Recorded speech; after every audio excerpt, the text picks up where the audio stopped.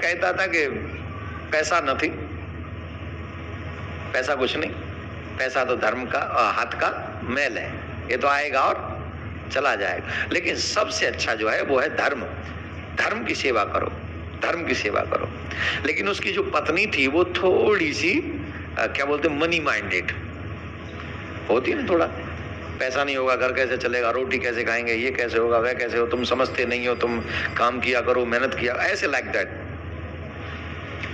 धीरे धीरे करके वो जैसे जैसे आगे बढ़ा तो उसके मन में वो पैसे का लालच बढ़ता गया, और पैसे का लालच बढ़ता गया। अब वो इस स्टेज पे पहुंच गया कि कैसे भी करके मुझे कोई ऐसा आइडिया मिल जाए कि कम समय में 100 का 1000 हो जाए,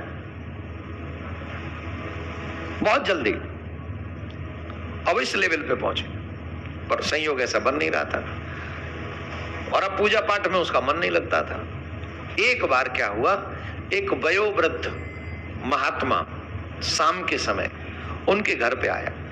ध्यान से सुनना, वयोवृद्ध महात्मा उनके घर पे आए और उन्होंने कहा, भैया मैं हरिद्वार जा रहा हूं, संध्या हो गई है, अब कहीं जा नहीं सकता, तुम कहो तो रात्रि में तुम्हारे यहां रुक जाऊं और सुबह चला जाऊंगा। अच्छा, वो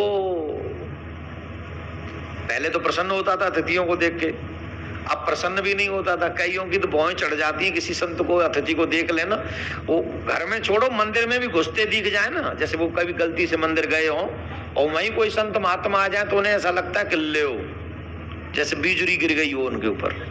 सच्ची में उनका चेहरा बता देता है कि परेशान है आदमी,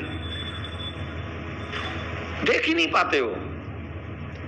वो भी उसी लेवल का था, वो संत महात्माओं से अच्छे नहीं लगते थे। पर अब अचानक से वृद्ध आ गए, करें क्या? अरे आइए फिर ठीक है, रात रुक जाए। कब तक रुकेंगे?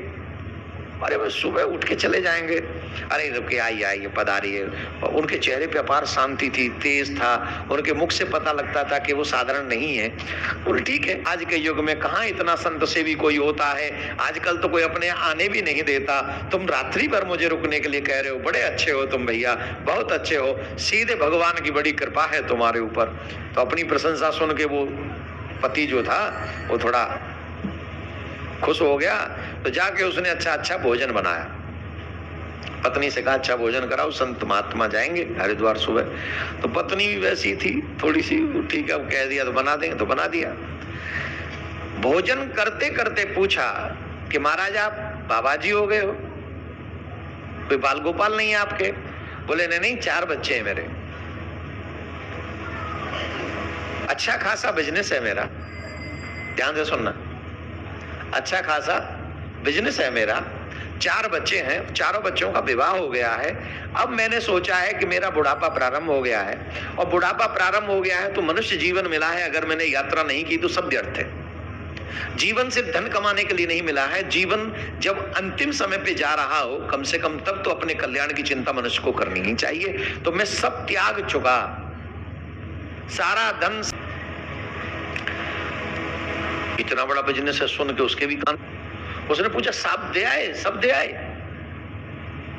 अपने बच्चों को सब दे आए, अपने लिए कुछ नहीं रखा?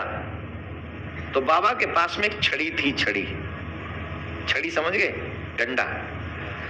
तो बाबा ने कहा सब नहीं दे आया। तो बोले 500 स्वर्ण की मोहरें मैं अपने साथ लेके आया हूं, किस लिए? कब बीमार हो जाऊं, हम अपने हाथों से कुछ दान पुण्य करें, कुछ अच्छा काम करें। देखो बुढ़ापे में एक भी दिन ऐसा ना जाए जिस दिन कुछ न कुछ दान ना करो तुम।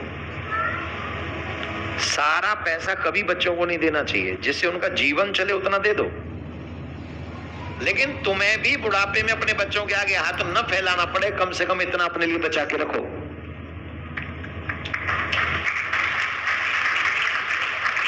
जो भारत से बच्चे आए हैं उनको बुरा लग रहा होगा ये बात कि हम स्ट्रगल कर रहे हैं, तुम ऐसे सिखा रहे हो। और जो यहीं रह रहे हैं बच्चे, वो टू माई सेल्फ, वो यही कह रहे हैं, क्योंकि यहाँ के बच्चे हैं ऐसे कि मुझे आपसे कुछ नहीं चाहिए, मैं अपने आप कमाऊंगा। यहाँ के बच्चों को तो अपने माँ बाप के मकान में भी इंटरेस्ट नहीं है, बिजनेस में इंटरेस्ट नहीं है, वो कहें हम अपने आप कर लेंगे, तुम क्या हो? अरे सब कुछ बैंक से ही तो करवाना है। Who are you? सब कुछ है भी तो बैंक का ही, गाड़ी बैंक की, घर बैंक का, ऑफिस बैंक का, मोबाइल बैंक का, तुम पे अपना है क्या?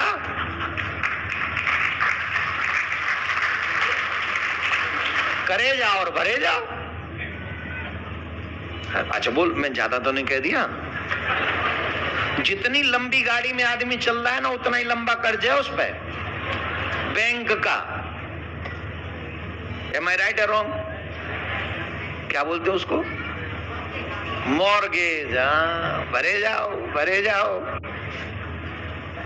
खैर, पर यहाँ के बच्चे इतने अच्छे हैं, वो कहते हैं हमें आपका नहीं चाहिए, हम अपने आप कर लेंगे। अपने लिए भी रखा है। बोले कितना? बोले मैंने 500 सोने की मोहरें रखी हुई हैं, जब मैं माँ जाऊंगा, हरिद्वार जाऊंगा, कुछ दान करूंगा, कुछ भंडारा करूंगा, कुछ संतों को भोजन कर, आदि आदि मतलब शुभ काम करूंगा। कहाँ है वो? है कहाँ? तो उन्होंने कहा इस छड़ी में मैंने छुपा है।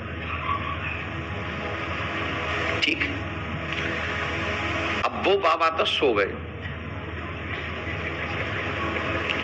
अब उस पति का पूरा ध्यान उस छड़ी पे है, और वो सोच रहा है कि अब इसका मैं क्या करूं। पर मन कह रहा है no, don't do this, this is wrong. आत्मा कह रही है गलत है, ये तुम्हें नहीं करना चाहिए।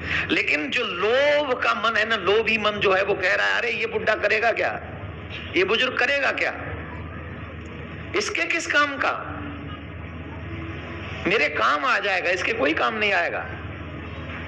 उसी समय उसकी पत्नी आ गई और पत्नी ने कहा क्या सोच रहे हो? सुना तो उसने भी था ना। बोले जो मैं सोच रही हूं वही तुम सोच रहे हो। बोले नहीं, ये ठीक नहीं है, हर मनुष्य को अपने कर्म का फल भोगना पड़ता है, ये ठीक नहीं है, ये मुझे नहीं करना है। सुनने के लिए अपना बिस्तर दे दिया है। इनकी सेवा अगर करी है तो कुछ तो इनको भी चुकाना पड़ेगा।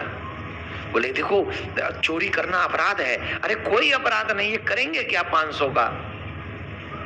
कुल मिला के पति का जो आधा अधूरा मन था, पत्नी ने उसे पूरा कर दिया। बाबा सोते रहे और वो उनमें से 500 मोहरें निकाल ली और उसमें लोहे के सिक्के भर दिए जो थे 500, उतना ही वजन।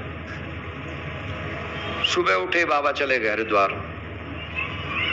हरिद्वार पहुंचे, गंगा स्नान किया, गंगा स्नान करके सब बढ़िया रहा, अच्छा हो गया।